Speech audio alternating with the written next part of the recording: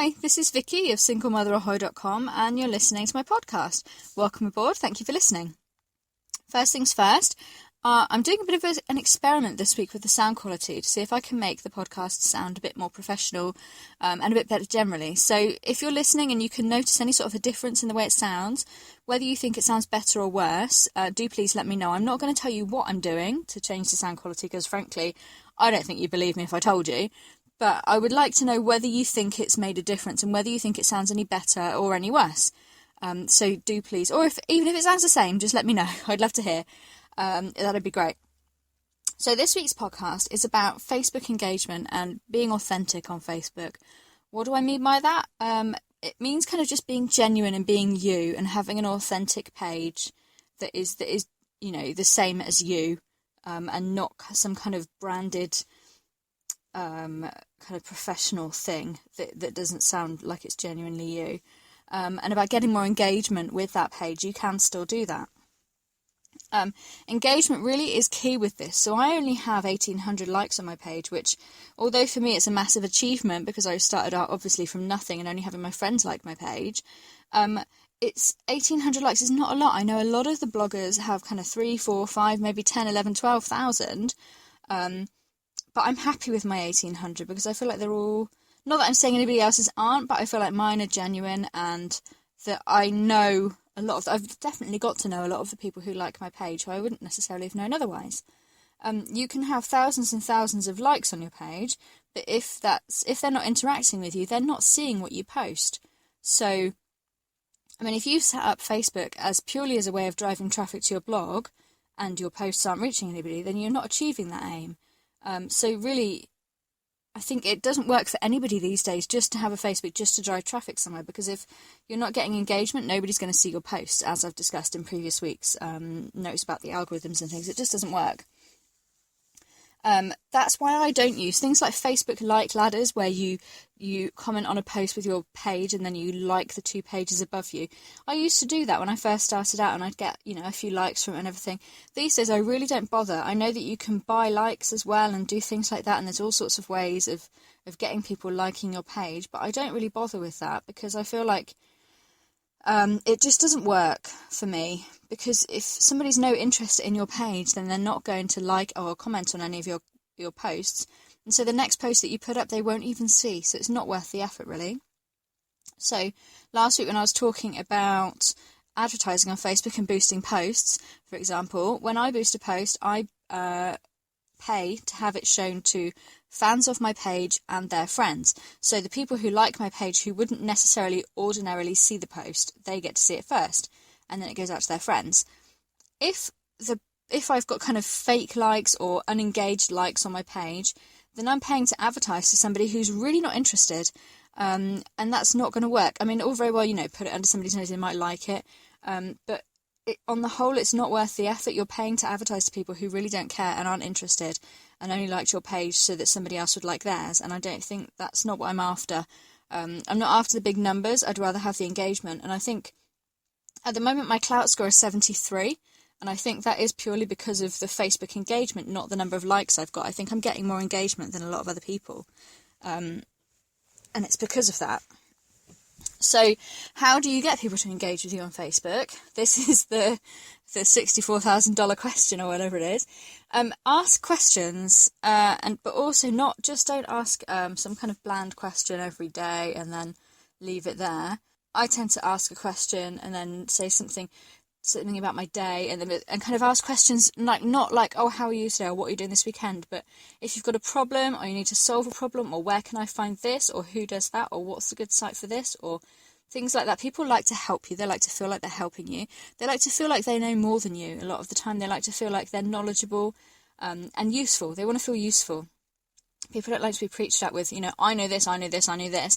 They also want you to go, oh no, how do I do that? So that they can tell you, and then they feel like it's more of an equal relationship. Post content that people won't find elsewhere. I tend to do this in the form of Instagram pictures, but also links.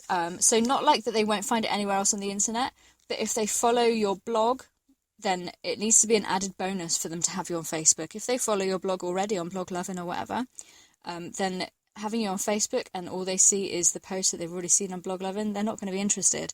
But if you're showing them pictures and insights from your day, links to useful information, links to videos, things like that, then you're giving them value for their, not value for money, because obviously they're not paying you, but they're getting value from that, and they find you interesting, an interesting page, somewhere to go and find information, funny stuff, cute pictures, advice, whatever.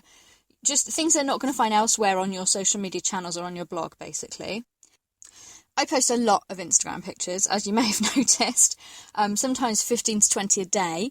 That's not because their Instagram is now being included in the TOTS 100. I know when TOTS announced that, a lot of people went out and got Instagram accounts and started following each other furiously. I've had Instagram since Samara was quite small, and I started using it just to crop pictures and make them look a bit prettier. And I used it purely as a way of making pictures look prettier and then posting it to Facebook and Twitter. From that, I've grown a reasonable following on Instagram. Again, not as much as a lot of people, but I get a lot of interaction on there as well. I think probably because I post so much, people feel like they know me and they know my child. Certainly when I bump into people in town, they go, oh, I feel like I know her, but I've never met her before, because they see a lot. And that's not for everybody. A lot of people feel a bit funny about posting lots of pictures of their kids on the internet. You can post lots of other things. Lee, from Headspace Perspective, she posts a lot of pictures of gorgeous flowers. She posts pictures of Hugo's grave. She posts, interesting things. She posts selfies of her outfit, new dresses, jewellery. You don't have to post pictures of things you're not happy posting, but you need to kind of be active and posting something. And pictures obviously work a lot better than text, because it's, as Paul Armstrong said at Britmums, it's more real estate on the page for people to try and ignore as they scroll past, but also it's more engaging to see a picture. Also, something I read somewhere was that people are more likely to click on something with a bluer tinge than with a redder tinge, so use whichever overlay in Instagram gives it more of a blue tinge, or take pictures of blue things, I suppose. I don't know. I've never really held that in mind when I'm taking pictures. So my next thing is to engage with your audience. So if somebody comments, reply to their comment. I'm getting to the point now where sometimes I get a lot of comments and it's really difficult to reply to each one individually. When Facebook brought in that change so that you could reply to comments individually on a page, it did make my life a lot easier, because otherwise there's 10 comments and you're trying to reply to the first one, but you're replying to everybody and it's a bit messy. But still, if I get up in the morning and something I posted last night has had 20 comments, it is time consuming and difficult, and sometimes I find I'm saying the same thing over and over again, in which case sometimes I'll opt for just putting something at the bottom going, oh, thanks everyone, I'll look into that, or thanks everyone, that's really helpful. I try, if I'm in front of the computer and replying in real time, I try to reply to comments individually, because I think it makes a difference. Again, people want to feel like they know you, they want to feel like you're their friend, or that they're your friend, and that they can help you and you can help them. So by having that conversation with them, that really helps. Of course, in the first place, you have to get people commenting on your post. I know a lot of people struggle with getting comments. And I don't have an answer to that, except that you need to give them something to comment on. So something that's going to make them laugh. A lot of the things I've had recently are people tagging their friends underneath. So, hey, come and look at this. And that's, you can always like that and go, oh, thanks for sharing with your friend or whatever. Or obviously, maybe their friend will come along and comment on it and go, oh, blah, blah, and you can comment on that. Not all of your comments are going to be positive. And there's a knack to dealing with the negative ones. I've not quite perfected that knack yet. I'm getting there. I think the trick is to still be, or if they're being negative, you can go, thank you for your input, or somebody said something that is, and I just went, thanks, that's really helpful, or thanks, that's really constructive, or something. And if they get really nasty, you can either delete their comment, or I try not to delete things unless they're, deliberately obtuse. I'll tend to say, thanks, but let's leave it there. I've had a weird thing lately where men seem to come and find my page and think it's a place to pick up women, or to find a wife, a good Christian wife, one guy said. I've had one person was leaving an ad for their, I don't know if it was their Facebook page or their website or something, as a comment on about 4 or 5 of my posts in a row. And originally I was just hiding it, and then I had to comment on it and say, look, can you please not leave ads for your page all over my page? It's one thing if people want to kind of come to you, send you a private message or leave a post on your wall and say, look, can you help me advertise this? I think your fans might be interested in it. But if somebody's leaving comments on your posts with ads, or leaving comments on your post saying, I'm looking for a wife, can you help me? Don't be afraid to either hide the comment, remove the comment, bar the person, or say to them, please, would you not do this? So the person who was leaving ads all over my page, I did just say, please, would you not leave ads on my page? And they came back and said, oh, I thought it might be helpful. And I thought, well, no, not really, because it's not anything related to my page. But they have stopped doing it. So, the message got through. It's fine. One great way to get engagement and to get a lot of page views or get a lot of post engagement and post reach is to post videos. Facebook loves videos. Facebook people love videos. So people who use Facebook love to see funny videos. The one that's been doing the rounds lately, I posted one on my page the other day that was a lady who had given birth to a 10-pound baby in the car while her husband was driving, going, do you want me to pull over? And that reached thousands of people because, like, everybody who's ever had a child or every husband who's ever seen their wife go through labour will watch that and go, oh my God. And it got a lot of interaction as well. And every time somebody comments on your post, there's a chance that their comment will be shown in all of their friends' news feeds and their friends will see it too. So that's, videos, things that are interesting. The video of the surfer getting attacked by a shark as well, that's been quite popular. I did look at a few other bloggers' pages before I came to record my podcast, and it might be quite controversial for me to say this, but I really think you should keep links to your own site to an absolute minimum. I have an auto share on my blog that doesn't always work, but it tends to auto share my posts as I post them, and then I will share something in the evening. But that is in among sometimes over 100 posts a day on Facebook. I post a lot. I post pictures, comments, all sorts of things. So it's maybe about 5% of my content is links to my page, to my site.